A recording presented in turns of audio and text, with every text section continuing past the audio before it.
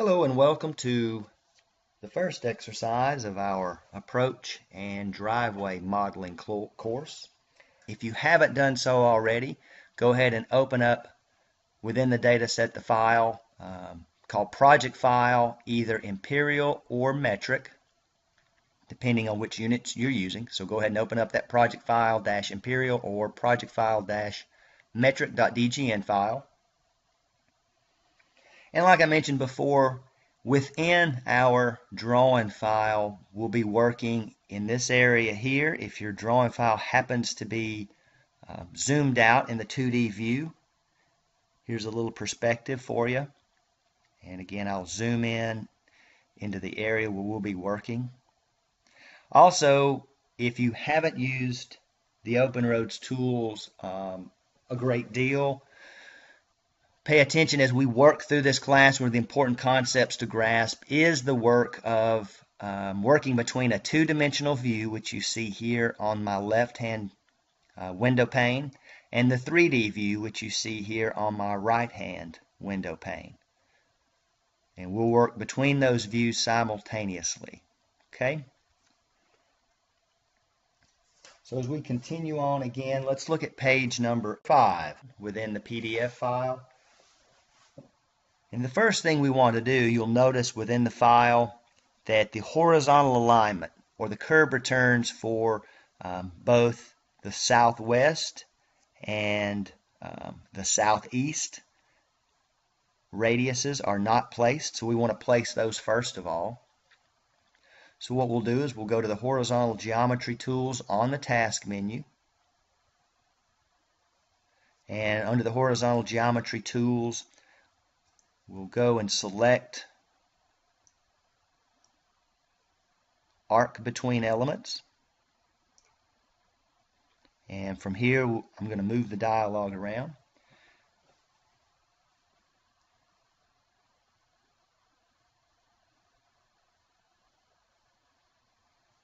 We want to define the feature definition, and you could do this a couple of ways. You could use the feature definition toggle bar to define the feature definition, or you can define it directly on the dialog box.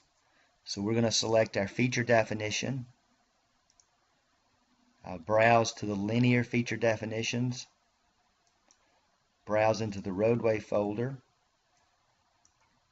and we want to select the feature definition called road edge of pavement, which you see here.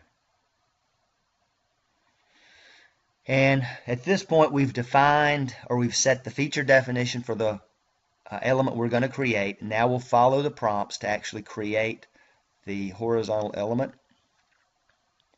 We'll locate the first element. And again, we're going to work first of all on the southwest curb return. So I'll select the first element. The back offset should remain at 0. You may have to key in 0 and hit the tab key to lock that. Then data point to move to the next prompt. It prompts me to locate the second element. This is the second element between which I'm going to create the arc. The offset, again, should remain 0. Either key in a 0 if you need to, hit the tab key, and then data point to accept it. And now we need to define the radius. If you look in your PDF file, you'll notice the radius for the imperial units is 27 feet. So key in 27 and again hit the tab key. If you are using metric units, the radius is 8.23. So we key in that radius and then data point again to accept that radius value. And then we want to go ahead and be sure and set the trim and extend options to both. And you can cycle through those options by hitting the down arrow. You can see that on the screen here. Be sure that's set to both and then data point to accept it. So we've now placed the curb return, at least horizontally, for the southwest. Move that dialog out of the way. We've placed the horizontal element that represents the curb return on the southwest side of the intersection. Now we want to do the same thing. We want to create that curb return, place the arc on the southeast section. So again, I'll follow the prompts, locate the first element, back offset remains 0. Locate the second element, offset remains 0 once again. Define the radius, 27 feet or 8.23 feet, or 8.23 meters if you're using metric units. And you'll notice if you want to take the time to do this, you can move around and you can place that arc actually in different quadrants. So be careful and pay attention as you data point that you are data pointing in the proper quadrant based off of those two elements. So we locate our cursor so that we locate the arc properly, then data point to define the radius, and then again set the trim and extend option to both and data point once more.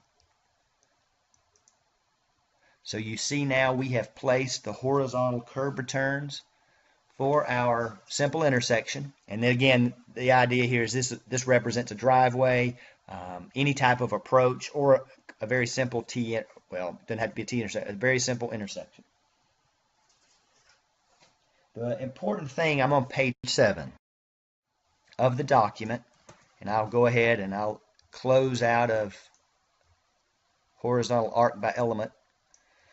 So we can close that command. And the important thing to recognize here in this, in open roads really, is we've generated the two-dimensional elements. We have the plan view defined for our intersection, but we do not have any of the 3D elements within that intersection defined. We only have a centerline element defined in 3 dimensions, or defined vertically, and we only have an edge of pavement for the proposed edge of pavement defined vertically. So what we see in the 3D model is what has been defined vertically and has an active profile.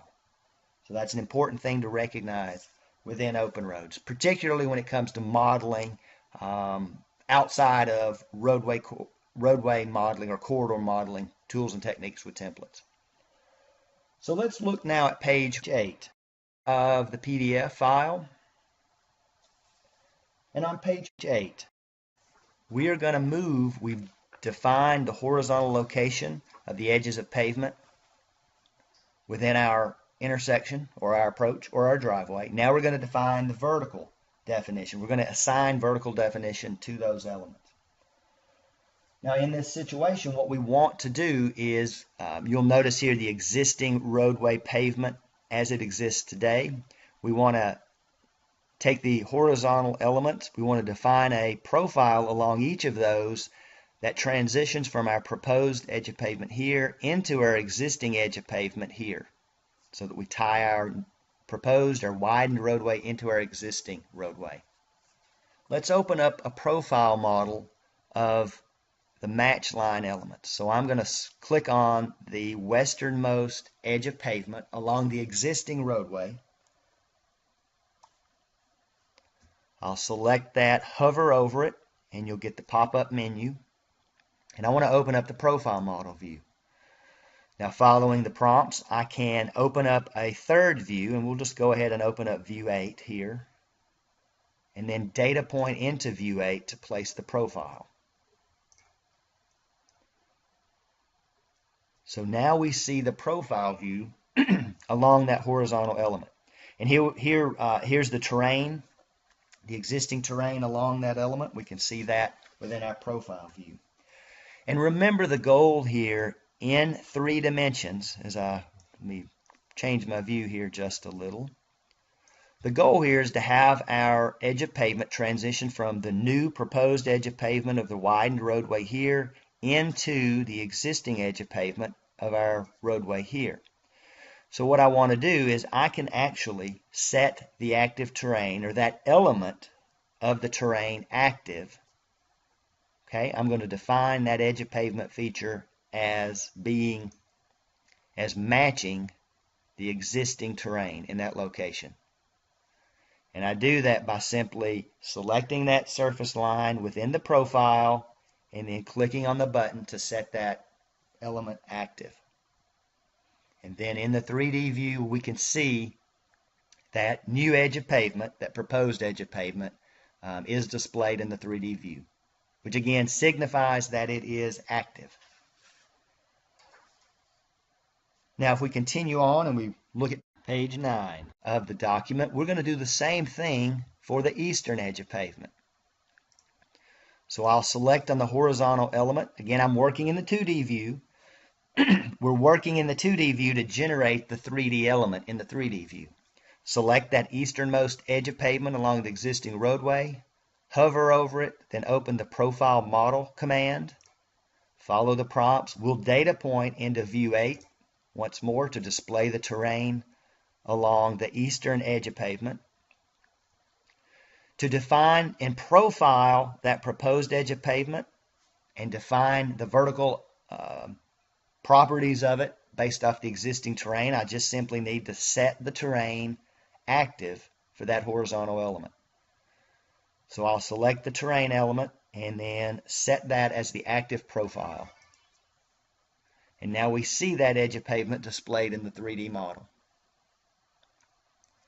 So in the 3D model, we now have profiles defined for the existing or the proposed edge of pavements along the existing roadway, as well as the proposed edge of pavement for the widened roadway.